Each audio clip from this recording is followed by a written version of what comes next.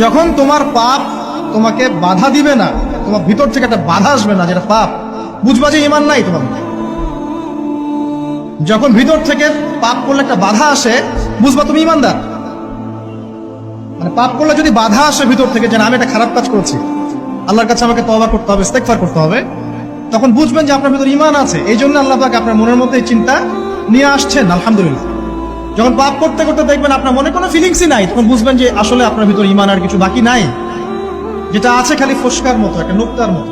তার মানে একজন লোক জানাকারী হতে পারে, সে যতই ভালো হোক, যদি সে মহিলার সাথে নীরবে সাক্ষাৎ করে বিবাহ বহির্ভূত সম্পর্ক, তাহলে আমরা ওকে জানি বলি। কি বলি? কি বলি? জানি। কি বলি? মানে জানাখোর। কি বলি? কিন্তু আফসোস, আজকে সমাজে মুসলিম এটা মেনে নিয়েছে যে লোকটা জানাকারী কিন্তু মুসলিম, লোকটা সুদখোর কিন্তু মুসলিম, লোকটা মদখোর কিন্তু মুসলিম, লোকটা উগ্র উচ্ছৃঙ্খল কিন্তু মুসলিম, লোকটা মিথ্যেবাদী কিন্তু মুসলিম, লোকটা জালেম কিন্তু মুসলিম। আফসোস, মুসলিমরা এটা তাদের মাথা থেকে বাদ দিয়ে দিয়েছে যে ঈমানের সঙ্গে সঙ্গে শিরিক করে মুশরিকও হয় মুসলমান। এখন বলবে পোশাক যার যার অধিকার, মাইয়ারা ছোট ছোট পোশাক পরবো, তোমরা কি তোমরা সিরিয়াস হবা কেন? একটু ছোট পোশাক দেখলেই, আবার কেউ কেউ বলে আমগো জামার ফিতা দেখলেই তোমার যদি চেতনা দণ্ড দাঁড়ায় যায়, তাহলে তুমি নিজের চোখরে সামলাও, তুমি সিরিয়াস হও কেন? ভাবটা এমন, পোশাকের কোনো দোষ নাই, সব দোষ হলো পুরুষের চোখের, আর সব দোষ পুরুষের চেতনা দণ্ডের। যেটাকে অন্য ভাষায় বা অন্য উদাহরণ দিয়ে বলতে হবে, গোবরের মধ্যে কোনো গন্ধ নাই, হাগুর মধ্যে কোনো গন্ধ নাই, সব গন্ধ আপনার নাকে। আপনি বললেন এই এখানে গোবর পড়ে আছে, কি লাগে, পরিষ্কার কর, গন্ধ লাগে। এ বলবে আরে গোবরে গন্ধ থাকবে কেন, গোবর স্বাধীন, সে তার স্বাধীনতা ভোগ করছে, আপনি এখানে নাক গলানোর কে? আপনার নাকরে সামলান। বলে কিনা এরকম? একই টাইপের উদাহরণ এবং একই টাইপের দলিল দিবে। আমরা ছোট ছোট পোশাক পরছি, কি হয়েছে, তোমরা টাকাও কিনলে, নজরের হেফাজত রেখো। কেউ কেউ আরো অ্যাডভান্স কোরআনের আয়াত শুনে যায় যে সূরা নূরে আছে, আরবি তো বলতে পারে না, বাংলাটা বইলা দেয়, মুমিনদেরকে বলে দেন তারা যেন দৃষ্টিরে নামায় রাখে আর নিজেদের ডান্ডারে হেফাজত করে। বলে না এটা? আয়াতটা শুনে দিবে, তো নিজে ঠিক হয়ে যাও তুমি, আমাদেরকে নিয়ে চিন্তা করার দরকার কি? তাহলে খুব স্বাধীন না যে পোশাকের ব্যাপারে কোনো আপত্তি করতে পারবেন না, গ্রামে গঞ্জে মফস্বল এলাকায় যে পোশাক ইচ্ছা সে পোশাক পরে যাবে। এমনকি হাইকোর্ট থেকে পর্যন্ত এটা নিয়ে মন্তব্য করলো যে নরসিংদীর ঘটনায় যেই নারীকে জড়িয়ে পুরো মামলাটা দাঁড় করানো হয়েছে এবং একটা 60 বছরের বয়স্কা মহিলারে 2 মাস জেল খাটানো হয়েছে, এটা ঠিক হয় না, এটা ভুল হয়েছে। এই যুগের শ্রেষ্ঠ যুবক সে যে বলতে পারবে মুখ ফুলিয়ে, বাবা মা আপনাদের যাকে মন চাই বিয়ে করান, আমি রাজি। ঠিক কিনা বলেন না? আমি মনে করি সে সমাজের শ্রেষ্ঠ যুবক বর্তমান সময়ে, যে তার বাবা মাকে এখতিয়ার দিতে পেরেছে, এই বাবা মাকে তাদের স্বাধীন ইচ্ছা দিতে পেরেছে যে আপনাদের যাকে মন চায় আপনি শাদী করাতে পারেন, আপনাদের কথা মতো আমি প্রস্তুত আছি। আমি বিশ্বাস করি ওই সংসারে সারা জীবন বাবা মার দোয়া থাকে। ইফতারির আগে যে দোয়া, ওইটা আল্লাহ ফিরায় না।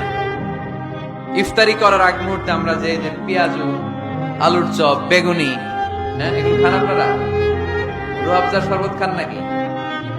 এই যে সাজায় রাখা হয় ডিজাইন করে, এইগুলো রেখে যখন দোয়া করেন, এই দোয়াটা আল্লাহ শুনে খুব। আল্লাহ বলে কিরে ফেরেশতারা ঘটনা কি, এত খাবার কেন? আল্লাহ রোজা রাখছে, কি চায়? আল্লাহ ক্ষমা চায়।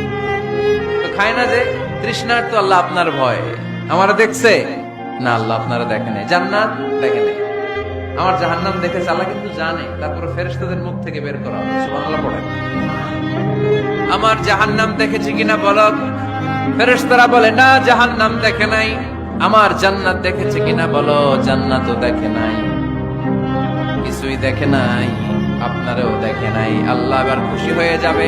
আমার খুশির জন্য আমার ভয়ে তৃষ্ণার্ত ক্ষুধার্ত সামনে খাবার হাত বাড়ালেই খেতে পারে, গ্লাসটা তুললেই পান করতে পারে, আমার ভয়ে খায় না, আমার ক্ষমা চায়, আমার কাছে ক্ষমা প্রার্থনা করে। এখন আমার বান্দা যা দোয়া করবে, বান্দার সব দোয়া আমি কবুল করে নেব।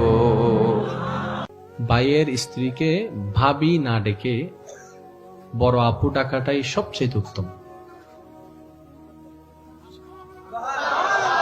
এই জিনিসটা বুঝবেন, আমি কেন বলছি আপনারা একটু পরে বুঝবেন। ভাইয়ের স্ত্রীকে ভাবি না ডেকে বড় আপু ডাকা স্বামীর ভাইকে দেবর না ডেকে ভাইয়া বলে ডাকা, এটাই সবচাইতে উত্তম বর্তমানে। কারণ এই পর্যন্ত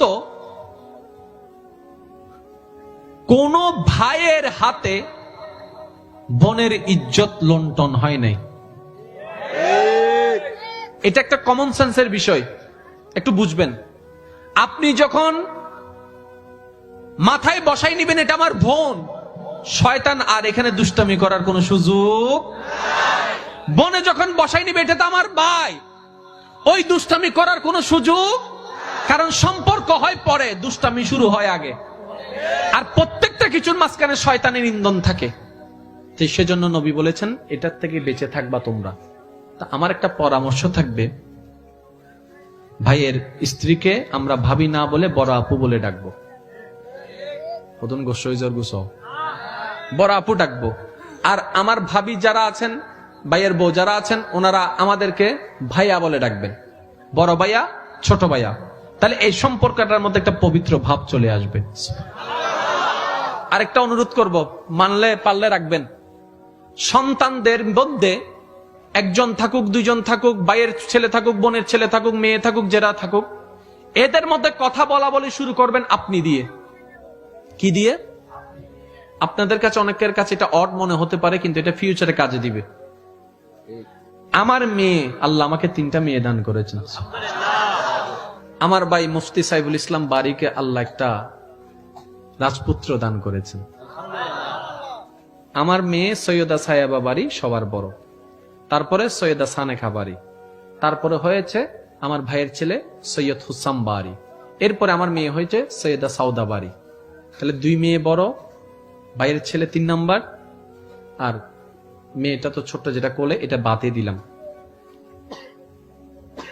আমার বড় মেয়ে তার ছোট ভাইকে আপনি করে কথা বলে। আরো মজার বিষয় কি জানেন? হোসাম বলে না, বড় ভাইয়া ডাকে। তো একদিন তারা যখন দুষ্টামি করছে, আমি তাকাই রইলাম, আমার মেয়ে ছোট ভাইকে ডাকতেছে, বড় ভাইয়া, বড় ভাইয়া।